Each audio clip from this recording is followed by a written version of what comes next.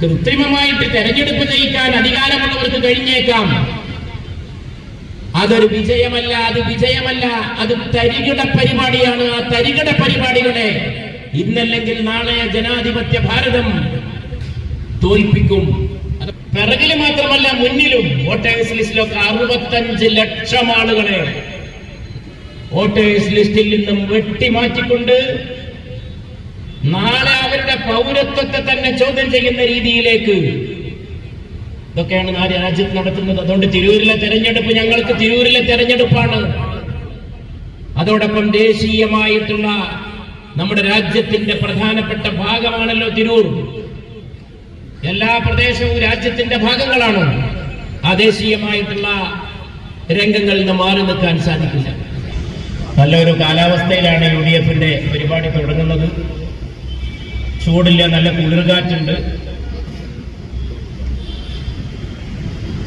തീരെ മഴ ഉണ്ടാകാൻ പറ്റാത്ത സാഹചര്യമാണ് നവംബർ മാസമെങ്കിലും പനിനീർ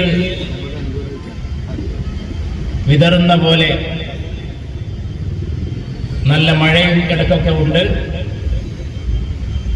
ഇനിയിവിടെ തെരഞ്ഞെടുപ്പ് കഴിയുമ്പോൾ തിരൂർ മുനിസിപ്പാലിറ്റിയിൽ വോട്ടിന്റെ പെരുമഴ ഭൂരിപക്ഷമായി ഇന്നോളം തിരൂർ മുനിസിപ്പാലിറ്റി കണ്ടതിൽ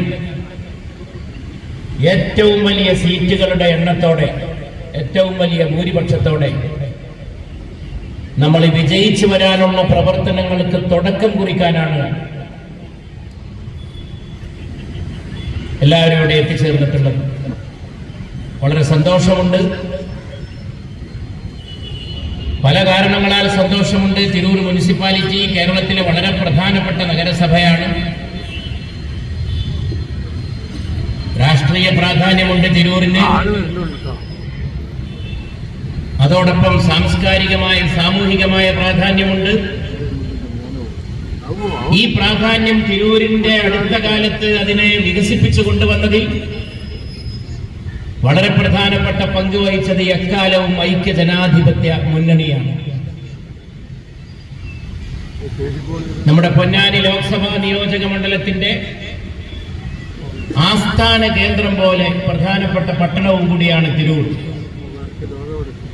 ആ തിരൂരിൽ നമ്മുടെ കേമമായ പ്രവർത്തനങ്ങൾക്കാണ് തുടക്കം കുറിക്കുന്നത്. ഞാൻ ദീർഘമായ ഒരു പ്രസംഗത്തിന് മുതിരുന്നില്ല. ഇവിടെ എന്റെ സുഹൃത്ത് നമ്മുടെ UDFന്റെ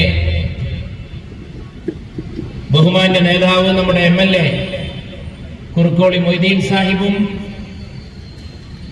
UDFന്റെ പ്രഗത്ഭനായ യുവ നേതാവ് പ്രിയപ്പെട്ട എന്റെ സ്നേഹിതൻ VT ബൽറാമും ഒക്കെ എത്തിച്ചേരാനിരിക്കുകയാണ്. വേദിയിൽ നമ്മുടെ സ്ഥാനാർത്ഥികൾ നിരന്നിരിക്കുകയാണ്. അവരെ ഞാൻ പ്രത്യേകമായി അഭിസംബോധന ചെയ്യുന്നു. ഏറ്റവും ഗംഭീരമായ വിജയം നമ്മുടെ എല്ലാ സ്ഥാനാർത്ഥികൾക്കും ഉണ്ടാകട്ടെ എന്ന് ആദ്യമായി തന്നെ ആശംസിക്കുന്നു. ഒന്ന് രണ്ട് കാര്യങ്ങളെ ഞാൻ സൂചിപ്പിക്കുന്നുള്ളൂ. നമ്മുടെ പ്രവർത്തനങ്ങൾക്ക് വേണ്ടി നാനാഭാഗങ്ങളിലേക്ക് ഇറങ്ങിത്തിരിക്കുന്ന സമയമാണ്. പ്രവർത്തനം തുടങ്ങിക്കഴിഞ്ഞ നേരമാണ്. ഞാൻ ഇന്നലെ വിളിക്കുന്ന നേരത്തൊക്കെ നമ്മുടെ പ്രിയപ്പെട്ട ഇബ്രാഹിം ഹാജിയെല്ലാം തന്റെ വാർഡിൽ, അതുപോലെ നമ്മുടെ മറ്റു സ്ഥാനാർത്ഥികളും ആളുകളെ ബന്ധപ്പെട്ടും പ്രാഥമികമായിട്ടുള്ള തുടക്കത്തിലെ പ്രവർത്തനങ്ങൾ നടത്തിക്കൊണ്ടിരിക്കുകയാണ്. ഇനി കൂടുതൽ ചൂട് പിടിച്ച പ്രവർത്തനങ്ങളിലേക്കാണ് അടുത്ത ദിവസങ്ങളിലായിട്ട് നമ്മൾ പ്രവേശിക്കുന്നത്. നമുക്ക് നമ്മുടെ മുമ്പിൽ വളരെ വലിയ പ്രത്യാശയാണുള്ളത്. ഈ തെരഞ്ഞെടുപ്പ് ഒരു മുന്നോടിയായ തെരഞ്ഞെടുപ്പാണ്. ഒരു വലിയ തെരഞ്ഞെടുപ്പ് അടുത്ത് കഴിഞ്ഞുപോയി ലോക്സഭ. അതിൽ അങ്ങേയറ്റം തിളക്കമുള്ള വിജയമാണ് ഐക്യമുന്നണി നേടിയത്. അത് കഴിഞ്ഞ രണ്ടാമത്തെ പൊതു തിരഞ്ഞെടുപ്പാണ് ഇപ്പോൾ നടക്കുന്ന ഈ തദ്ദേശ സ്വയംഭരണ സ്ഥാപനങ്ങളിലേക്കുള്ള തെരഞ്ഞെടുപ്പ്. അത് കഴിഞ്ഞാൽ ഒട്ടും താമസിയാതെ ഇതിന്റെ റിസൾട്ട് വരുന്നതോടെ തന്നെ കേരളം നിയമസഭാ തെരഞ്ഞെടുപ്പിലേക്ക് പ്രവേശിക്കാനിരിക്കുകയാണ്. രാഷ്ട്രീയമായി വളരെ പ്രധാനപ്പെട്ട സന്നിഗ്ധമായിട്ടുള്ള ഒരു ഘട്ടമാണ്. ആ വരാൻ പോകുന്ന നിയമസഭാ തെരഞ്ഞെടുപ്പിന്റെ മുന്നോടിയാണ്, അതിലേക്കുള്ള കവാടമാണ് ഈ തദ്ദേശ സ്വയംഭരണ തെരഞ്ഞെടുപ്പ്. ബാക്കിയുള്ളവർക്കൊക്കെ ഇവിടുത്തെ എന്തെങ്കിലും കേരളത്തിലോ മറ്റുള്ള കാര്യങ്ങളെ പറയാനുണ്ടാവുകയുള്ളൂ. നമുക്ക് കേരളത്തിലെ കാര്യങ്ങൾ പറയാനുണ്ട്. ഈ തെരഞ്ഞെടുപ്പിൽ സൂക്ഷ്മമായി തിരൂരിലെ കാര്യങ്ങളുണ്ട്, നേട്ടങ്ങൾ നിരത്താനുണ്ട്. പ്രിയപ്പെട്ട അബ്ദുസമദ് സ്വാഗത പ്രസംഗത്തിൽ സൂചിപ്പിച്ച പോലെ 5 വർഷം മുമ്പ് ഒരു പ്രകടന പത്രികയുമായി വന്ന് UDF ഇവിടെ കാഴ്ചവെച്ച മികവുറ്റതായ നടപടികളുടെ ഭരണക്രമത്തിന്റെ എല്ലാം പാരമ്പര്യമുണ്ട്. അതിനു മുമ്പ് തന്നെ UDF-നാണ് പാരമ്പര്യം. വളരെ പ്രഗത്ഭരായ UDF-ന്റെ ചെയർമാൻമാരെയും ഭരണസമിതിയെയും അംഗങ്ങളെയും ഈ തിരൂർ നഗരത്തിന് കാണുവാൻ സാധിച്ചിട്ടുണ്ട്. അവരുടെ പ്രവർത്തനങ്ങൾ ഇപ്പോഴും നമ്മുടെ നാട് നന്ദിയോടെ ഓർക്കുന്നതാണ്. അങ്ങനെയുള്ള ഈ പ്രദേശത്ത് ഈ തിരൂരിന്റെ കാര്യവും സംസ്ഥാനത്തിന്റെ കാര്യവും പറയാനുള്ളതോടൊപ്പം നമുക്ക് രാജ്യത്തിന്റെ കാര്യവും പറയാനുണ്ട്. അതിന് നമുക്കേ കഴിയൂ. ബീഹാറിലെ തെരഞ്ഞെടുപ്പ് നമ്മുടെ മുമ്പിലുണ്ട്. കണ്ണുള്ളവരൊക്കെ കണ്ടിട്ടുണ്ട് ബീഹാറിൽ എന്ത് നടന്നുവെന്ന്. ഈ നാട്ടിലെ കൊച്ചു കുട്ടികൾക്ക് പോലും അറിയാം. ഏത് റിസൾട്ടായിരുന്നു ബീഹാറിൽ ഉണ്ടാകേണ്ടിയിരുന്നത് എന്ന് നമുക്കറിയാം. പക്ഷെ ഉണ്ടായത് ഏത് റിസൾട്ടാണ് എന്നും അറിയാം. ഇന്ത്യ രാജ്യം പ്രത്യാശയോടെ ഉറ്റുനോക്കുന്ന രാഹുൽ ഗാന്ധിയുടെ നേതൃത്വത്തിൽ അതിശക്തമായി ജനങ്ങൾ ഒരു പ്രവാഹമായി ഒന്നിച്ച് ഒരു മതേതര സർക്കാരിനെ, ഇന്ത്യ അലയൻസിന്റെ സർക്കാരിനെ കൊണ്ടുവരാൻ ശ്രമിക്കുകയും അത് വിജയത്തിലെത്തിയതുമാണ്. പക്ഷെ തിരിമറികളിലൂടെ, എന്തൊക്കെ തിരിമറി എന്ന് കേട്ടാൽ അന്തം വിട്ടുപോകുന്ന ഇന്ത്യൻ ജനാധിപത്യത്തെ കുറിച്ചുള്ള നമ്മുടെ മഹനീയമായിട്ടുള്ള സങ്കല്പങ്ങളെ തകിടം മറിക്കുന്ന രീതിയിലുള്ള തിരശ്ശീലയ്ക്ക് പിറകിലുള്ള അന്തർനാടകങ്ങളാണ്. പിറകില് മാത്രമല്ല, മുന്നിലും. വോട്ടേഴ്സ് ലിസ്റ്റിലൊക്കെ 65 ലക്ഷം ആളുകളെ വോട്ടേഴ്സ് ലിസ്റ്റിൽ നിന്നും വെട്ടിമാറ്റിക്കൊണ്ട് നാളെ അവരുടെ പൗരത്വത്തെ തന്നെ ചോദ്യം ചെയ്യുന്ന രീതിയിലേക്ക് ഇതൊക്കെയാണ് രാജ്യത്ത് നടത്തുന്നത്. അതുകൊണ്ട് തിരൂരിലെ തെരഞ്ഞെടുപ്പ് ഞങ്ങൾക്ക് തിരൂരിലെ തെരഞ്ഞെടുപ്പാണ്. അതോടൊപ്പം ദേശീയമായിട്ടുള്ള നമ്മുടെ രാജ്യത്തിന്റെ പ്രധാനപ്പെട്ട ഭാഗമാണല്ലോ തിരൂർ. എല്ലാ പ്രദേശവും രാജ്യത്തിന്റെ ഭാഗങ്ങളാണ്. ആ ദേശീയമായിട്ടുള്ള രംഗങ്ങളിൽ നിന്ന് മാറി നിൽക്കാൻ സാധിക്കില്ല. ബീഹാറിലെ കാര്യം ഞാൻ ഒന്നുകൂടി ആവർത്തിച്ച് സൂചിപ്പിക്കട്ടെ. അതിൽ രാജ്യത്തെ മുഴുവൻ മതേതരവാദികളും ദുഃഖിക്കുമ്പോ ഈ കേരളത്തിൽ ചിലർ വളരെ പഠിക്കേണ്ട രാഷ്ട്രീയ പാഠമാണ്. ഈ ഇന്ത്യ രാജ്യത്തുള്ള മുഴുവൻ ആളുകളും പ്രതീക്ഷിച്ച ഒരു വിജയം അട്ടിമറിക്കാൻ വേണ്ടി കടുത്ത രീതിയിലുള്ള അതിക്രമങ്ങൾ നടത്തി നേടിയ ബീഹാറിലെ വിജയത്തിൽ രാജ്യത്തെ മുഴുവൻ മതേതരവാദികളും ദുഃഖിക്കുമ്പോൾ കേരളത്തിൽ ചിലർക്ക് മകൻ മരിച്ചാലും വേണ്ടില്ല, മരുമകളുടെ കണ്ണീര് കണ്ടാൽ മതി എന്ന മട്ടിലുള്ള പ്രവർത്തനമാണ് അവർ നടത്തിക്കൊണ്ടിരിക്കുന്നത്. അതിന്റെ അർത്ഥം എന്താണ്? അവർക്ക് കൃത്യമായ രാഷ്ട്രീയ കാഴ്ചപ്പാടില്ല. കൃത്യമായ രാഷ്ട്രീയ കാഴ്ചപ്പാടില്ലാതെയാണ് ഇവിടെ മത്സരിക്കുന്നവരൊക്കെ മത്സരിക്കുന്നത്. നമുക്ക് വ്യക്തമായ രാഷ്ട്രീയമുണ്ട്. രാജ്യത്തെക്കുറിച്ച് വ്യക്തമായ കാഴ്ചപ്പാടുണ്ട്. കേരളത്തെക്കുറിച്ചുണ്ട്, തിരൂരിനെ കുറിച്ചുണ്ട്. ഈ 3 കാര്യങ്ങളോട് കൂടിയാണ് UDF-ന്റെ ബഹുമാനപ്പെട്ട സ്ഥാനാർത്ഥികൾ വോട്ടർമാരെടുത്ത് ചെല്ലുന്നത്. ഇന്ത്യയിൽ നടക്കുന്ന വളരെ പ്രത്യാഘാതമുളവാക്കുന്ന ആശങ്കാജനകമായിട്ടുള്ള കാര്യങ്ങളിൽ പൗരന്മാരെടുക്കേണ്ട നിലപാടെന്താണ് എന്നുള്ളതിനെ കുറിച്ച് നമുക്ക് കാഴ്ചപ്പാടുണ്ട്. സംസ്ഥാനത്തെ കുറിച്ച് കാഴ്ചപ്പാടുണ്ട്. കഴിഞ്ഞ 5 കൊല്ലത്തെ 10 കൊല്ലത്തെ ഭരണം കേരളത്തിന് എന്താണ് സമ്മാനിച്ചത്? ജനങ്ങൾ അസംതൃപ്തിയിലാണ്. ഒരു മാറ്റത്തിന് വേണ്ടി കൊതിക്കുകയാണ്. മാറ്റത്തിന് വേണ്ടി ജനങ്ങൾ കൊതിക്കുകയാണ്. അതാ ഞാൻ പറഞ്ഞത്, ഈ പഞ്ചായത്ത് തെരഞ്ഞെടുപ്പിന്റെ റിസൾട്ട് വരുമ്പോഴേക്ക് നമ്മൾ നിയമസഭാ തെരഞ്ഞെടുപ്പിലേക്ക് പോകുമ്പോ കേരളം UDF-ന്റെ ഒരു ഭരണത്തിലേക്ക് പ്രവേശിക്കാനുള്ള ഒരുക്കപ്പാടിലേക്കാണ് പ്രവേശിക്കുന്നത്. അപ്പൊ നമുക്ക് അതേക്കുറിച്ച് പറയാനുണ്ട്, തിരൂരിനെ കുറിച്ചും പറയാനുണ്ട്. അങ്ങനെയായിരിക്കണം തെരഞ്ഞെടുപ്പിൽ മത്സരിക്കുന്ന ഒരു മുന്നണിയുടെ സ്ഥിതി. പ്രാദേശികമായ വിഷയങ്ങൾ തീർച്ചയായും തദ്ദേശ സ്വയംഭരണ തെരഞ്ഞെടുപ്പിൽ വിഷയമാകും. അതിൽ വ്യക്തമായ കാഴ്ചപ്പാട് നമുക്കുണ്ട്. വികസനം നടക്കുന്നുണ്ടോ? നമ്മളൊക്കെ നമ്മുടെ മുനിസിപ്പാലിറ്റികളിൽ അവരവരുടേതായ രീതി കൊണ്ട് പഞ്ചായത്തുകളിൽ വികസനം നടത്തി, പലതും ചെയ്തു. പക്ഷേ മൊത്തത്തിൽ എടുത്തു നോക്കിയാൽ കേരളത്തിന്റെ വികസനം, കേരളത്തിന്റെ സാമ്പത്തിക രംഗം, കേരളത്തിന്റെ സമ്പദ്ഘടന, കേരളത്തിന്റെ സാമൂഹിക രംഗം, ആ സാമൂഹികമായിട്ടുള്ള രംഗത്ത് പോസിറ്റീവായ ഒരു വീക്ഷണത്തോടുകൂടി തെരഞ്ഞെടുപ്പിനെ ഉപയോഗിക്കുന്ന UDF ആണ്. ഒരു കൂട്ടർ ഒരു രീതിയിൽ വൈരവും വിദ്വേഷവും വമിക്കുമ്പോൾ ആ വൈരവും വിദ്വേഷവും വമിക്കുന്നവരെ പിന്തുണക്കുന്ന നടപടിയാണ് ഇവിടെ ചിലർ എടുത്തുകൊണ്ടിരിക്കുന്നത്. UDF പറയുന്നത് എപ്പോഴും സ്നേഹത്തെക്കുറിച്ചാണ്, മൈത്രിയെക്കുറിച്ചാണ്. അതാണ് ബീഹാറിലും നമ്മൾ കണ്ടത്. നമ്മുടെ ഇന്ത്യ അലയൻസ്, അവിടെ വെറുപ്പിനെതിരെ മൈത്രിയുമായിട്ടാണ് ഇന്ത്യ അലയൻസ് രാഹുൽ ഗാന്ധി ഇറങ്ങിയത്. അത് ഫലം കണ്ടു, നല്ല ഫലം കണ്ടു. കൃത്രിമമായിട്ട് തെരഞ്ഞെടുപ്പ് ജയിക്കാൻ അധികാരമുള്ളവർക്ക് കഴിഞ്ഞേക്കാം.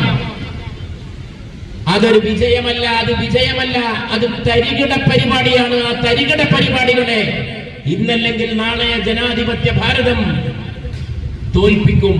അതൊക്കെ താൽക്കാലികമാണ്. കൃത്രിമമായതൊന്നും നിലനിൽക്കില്ല.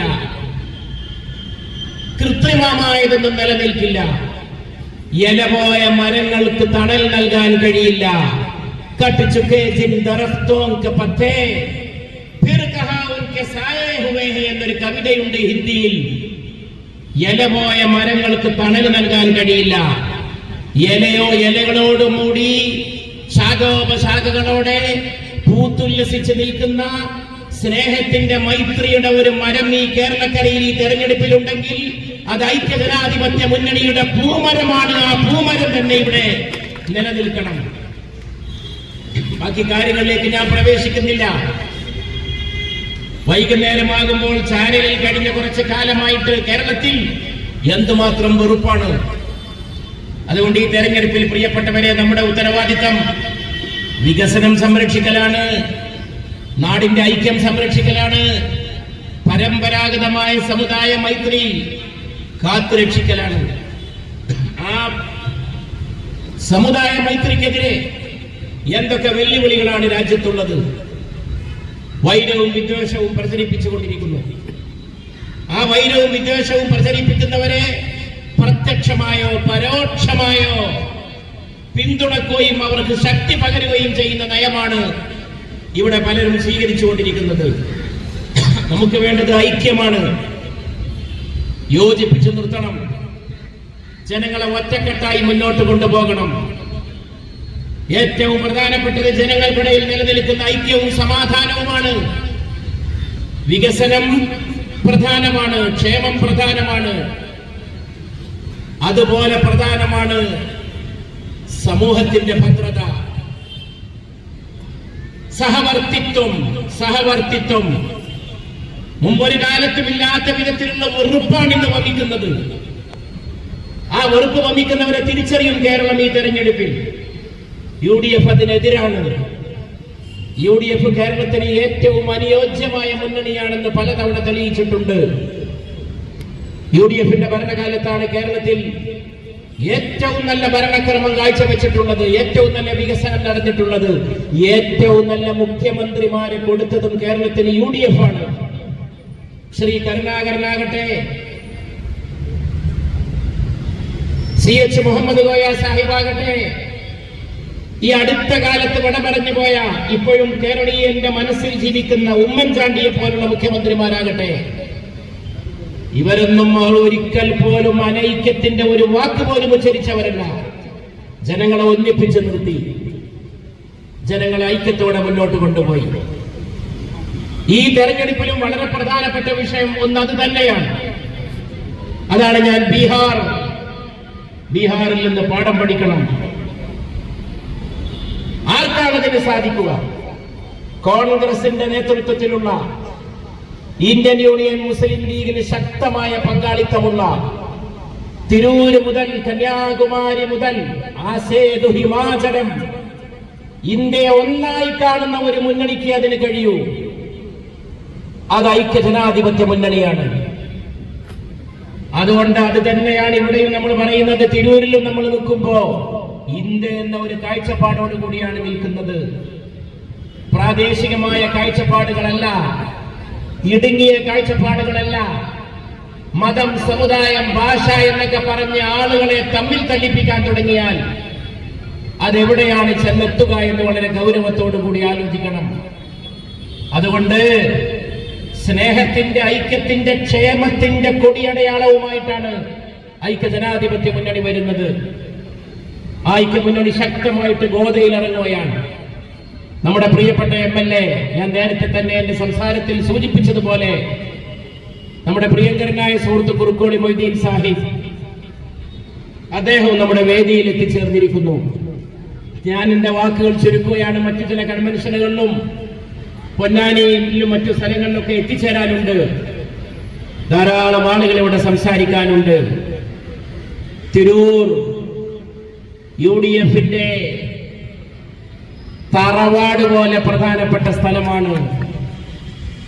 ഇവിടെ ഏറ്റവും നല്ല മാതൃകാപരമായിട്ടുള്ള ഭരണം നേരായ രീതിയിൽ കാഴ്ചവെച്ച പാരമ്പര്യമുള്ളതായി UDFനാണ്. ഈ തവണ ഇതാ 40 സീറ്റിലും ഏറ്റവും പ്രഗത്ഭരായിട്ടുള്ളവരെ, പടക്കുതിരകളെ പോലെ, യാഥാർത്ഥ്യമായിട്ട് അഴിച്ചുവിട്ട പടക്കുതിരകളെ പോലെയുള്ള സ്ഥാനാർത്ഥികളുമായിട്ടാണ് നാം രംഗത്ത് വന്നിട്ടുള്ളത്. വിജയം നമുക്കുള്ളതാണ്. പക്ഷെ ആ വിജയത്തിന്റെ തിളക്കം വർദ്ധിപ്പിക്കണം. എനിക്ക് ഈ കൺവെൻഷനിൽ പങ്കെടുത്ത UDFന്റെ പ്രവർത്തകരായ എന്റെ സഹോദരി സഹോദരന്മാരോട് ഒന്ന് മാത്രമേ പറയാനുള്ളൂ. നമ്മുടെ ഉത്തരവാദിത്വം വളരെ വലുതാണ്.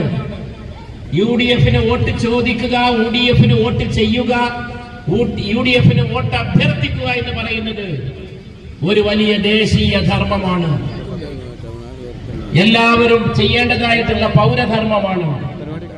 രാജ്യം കടന്നു പോകുന്ന വിപത്തിനെ മുൻകൂട്ടി കണ്ടുകൊണ്ട് അതിനെ തടയാൻ കഴിയുന്ന സംവിധാനം എന്ന നിലയിൽ UDFനെ വൻ വിജയത്തിലേക്ക് നയിക്കാൻ ഞാൻ തുടക്കത്തിൽ സൂചിപ്പിച്ച പോലെ